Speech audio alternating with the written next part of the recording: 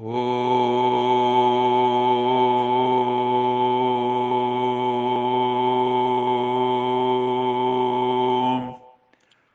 शांति।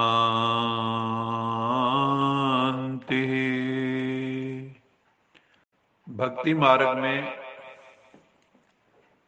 हम भगवान को प्रभु ईश्वर कहकर संबोधित करते हैं। ऐसा कहने से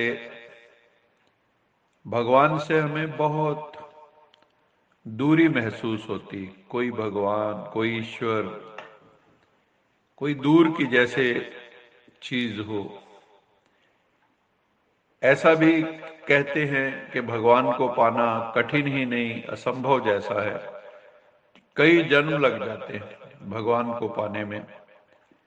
किसी विरले को घोर तपस्या करके प्रभु का साक्षात्कार होता है, करोड़ों में कोई विरला। इसलिए प्रभु कहने पर हृदय के अंदर विशेष रस उत्पन्न नहीं होता। अभी संगम युग पर भगवान आशुतोष शिव बाबा हमारा माता पिता बंधु सखा बनकर आया है और हमें हर संबंध की भाषणा दे रहा है। जब हम दिल से कहते हैं, प्यार से कहते हैं, मेरा मीठा बाबा, मेरा प्यारा बाबा, मेरा लवली शिव बाबा, तो हृदय के भीतर से बहुत रस का अनुभव होता है। भगवान शिव कहते हैं, मीठे बच्चे, मैं तुम्हारा परम पिता, परम शिक्षक, परम सतगुरु हूं। मुझे इन्हीं संबंधों से याद करो तो आप बच्चों को बहुत ही आनंद रस का अनुभव होगा, क्योंकि हर संबंध का एक अलग ही रस होता है। आज की मुरली का प्रश्न है, कौन सा दिव्य कर्तव्य सर्वशक्तिवान परमपिता परमात्मा का है, मनुष्यों का नहीं है। परमात्मा का जो दिव्य कर्तव्य है वो है पतित आत्माओं को पावन बनाना, इम्प्योर जो सोल्स हैं उनको प्योरीफाई करना, सारे विश्व को नया बनाना, वर्ल्ड रिन्यूअल, कलयुग को सतयुग में कन्वर्ट करना। ये कर्तव्य परम पिता परमात्मा का है। शिव बाबा ही पावन बनने की हमें शक्ति देते हैं। ये कर्तव्य कोई मनुष्य, कोई गुरु, कोई गुसाई, कोई पीर पैगंबर औलिया नहीं कर सकते। परमपिता परमात्मा हम आत्माओं को आकर सहज राजयोग की शिक्षा देते हैं, जिससे हम अपने विकर्म विनाश कर सकते हैं तथा हम पतित से पावन बन जाते हैं। शिव बाबा कहते हैं, तुम्हारे पाप कर्मों का फल मैं आशीर्वाद देके समाप्त नहीं करता हूं, मैं तुम्हें राजयोग द्वारा विकर्म विनाश करने की युक्ति बताता हूं।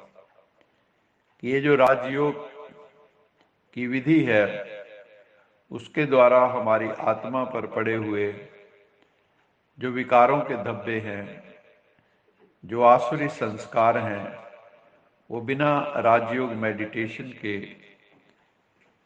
मिट नहीं सकते। बाबा कहते हैं कि मैं ये जो तुम्हें ज्ञान योग की शिक्षा देता हूं, यही मेरा आशीर्वाद है। एक टीचर का आशीर्वाद क्या है? बच्चों को पढ़ाई पढ़ाना, और जो बच्चे उसको पढ़कर आगे बड़े अफसर बन जाते हैं, कोई आईएएस बन जाता है, कोई आईपीएस बन जाता है, कोई बड़ा इंजीनियर बन जाता है, तो ये टीचर का ही आशीर्वाद है। यदि कोई भी गलती हो जाती है तो गलती होने के बाद क्यों, क्या, कैसे, ऐसे नहीं, वैसे, ये सोचने में समय नहीं गवाओ। आज बाबा का निर्देश, मान लो कोई गलती हो गई, कोई ब्लंडर भी हो गया, फिर उसके बाद क्यों, क्या, कैसे, इसमें मत जाओ। जितना समय सोचना स्वरूप बनते हो, मतलब सोचने का भी स्वरूप बन जाते हैं हम कई बार, उतना दाग के ऊपर दाग लगाते जाते हो। बाबा कहते हैं जो ये परीक्षाएं आती हैं इसका टाइम बहुत कम होता है, लेकिन व्यर्थ सोचने का संस्कार जो है, ये जो परीक्षा पत्र के टाइम को बढ़ा देता है। इसलिए व्यर्थ संकल्पों के तेज बहाव को परिवर्तन शक्ति द्वारा सेकंड में स्टॉप कर दो। जो हमारे अंदर व्यर्थ संकल्प चलते हैं कुछ घटना होने पे, बाबा कहते हैं उसको फुल स्टॉप लगाना सीखो। जैसे आपकी कार तेज स्पीड पर जा रही है, लाल बत्ती आते ही हम उसको ब्रेक लगा देते हैं। इसी तरह से संकल्पों को भी हमें स्टॉप करना सीखना होगा, ब्रेक लगाना सीखना होगा। तो बाबा कहते हैं अगर ये तुम ऐसा करते हो, व्यर्थ संकल्पों को रोक के समर्थ संकल्प, और धीरे धीरे समर्थ से भी आगे ऊपर निकल जाएंगे, तो निर्विकल्प स्थिति बन जाएगी।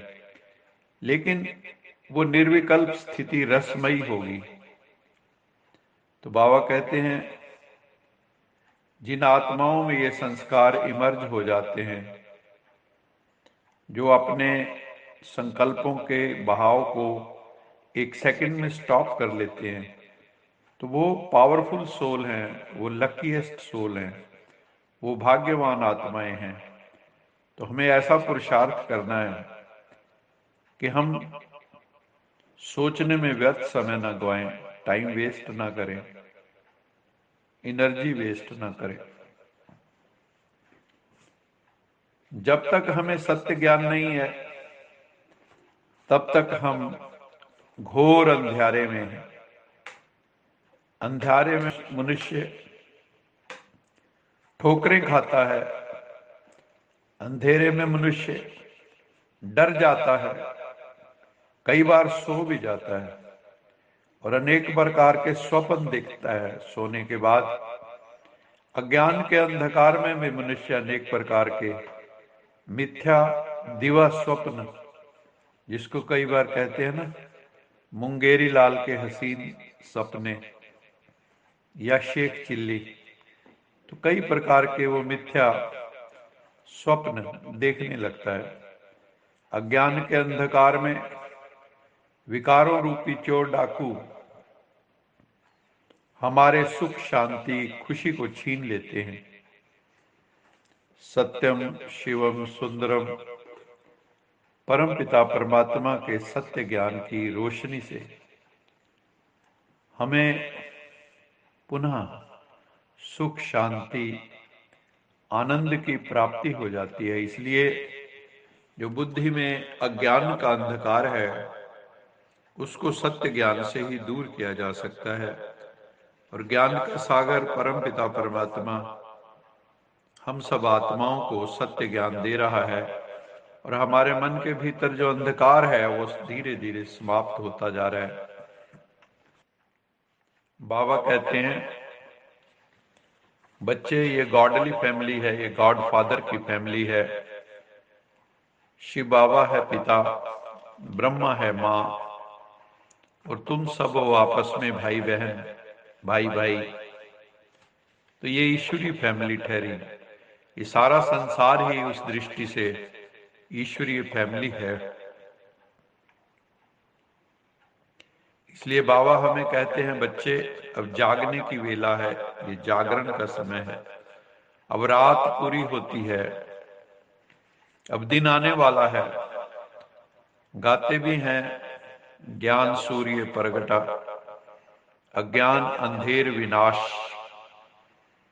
तो ज्ञान का सूर्य प्रकट हुआ है और अज्ञान का अंधकार दूर हो रहा है।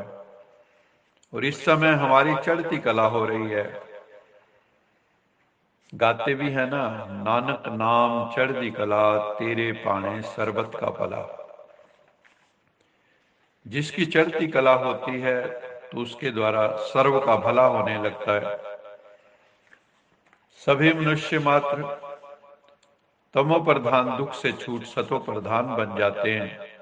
जब चढ़ती कला होती है, पूरी सृष्टि ही सतो प्रधान बन जाती है। ये बेहद का बड़ा खेल है। सेकंड सेकंड जो पास होता है वो मनुष्य ड्रामा के आधार पर एक्ट करता है। ड्रामा के आधार पर ही सभी जीवात्माओं की एक्ट चलती है। अब बाबा कहते हैं, जाग सजनिया जाग नवयुग आया रे। हे सजनिया जाग जाग, सोने की वेला नहीं है, क्योंकि आगे नवयुग आ रहा है। ये पुराना युग खत्म हो रहा है। कन्या जब शादी करती है तो उनके सिर पे मटकी रख के उसमें दीवा जगाते हैं। ये भी रस्म। बाप कहते हैं, तुम्हारी आत्म ज्योति का घृत अब खत्म हो गया है। अब मुझे याद करो तो घृत भरते भरते दीवा जग जाएगा। ये दीपक जग जाएगा। फिर तुम मेरे पास आ जाएंगे।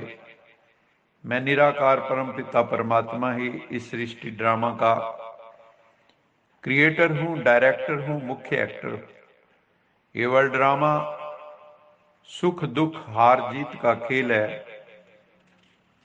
मोह माया रूपी 5 विकार हमें हार खिलाते हैं और सर्वशक्तिवान परमपिता परमात्मा हमें जीत पहनाते हैं।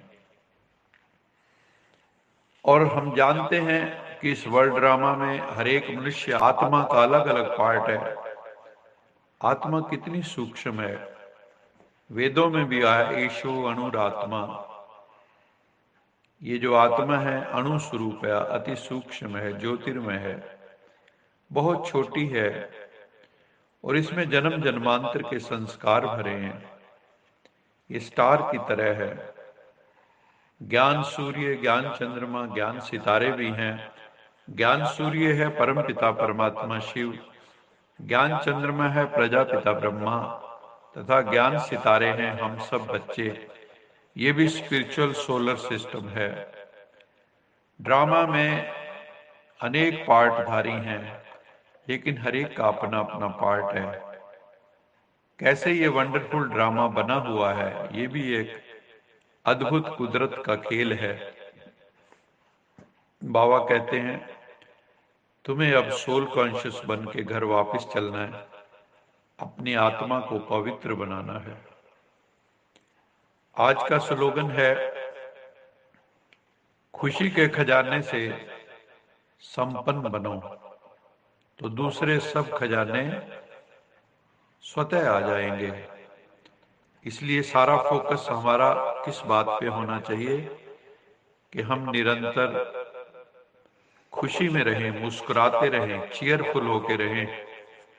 सबसे बड़ा खजाना है खुशी का खजाना। यदि तुम इससे संपन्न हो जाओगे तो सारे खजाने जो हैं आपके पास स्वतः आ जाएंगे। जिंदगी में ये महत्वपूर्ण नहीं कि आप कितने खुश हैं, बल्कि महत्वपूर्ण ये है कि आपके कारण कितने लोग खुश हैं। ये भी हमें ध्यान में रखना है कि हम केवल स्वयं खुशी से संपन्न न हो, अपितु अन्य आत्माओं को भी हम संपन्न करें। यही ईश्वरीय आदेश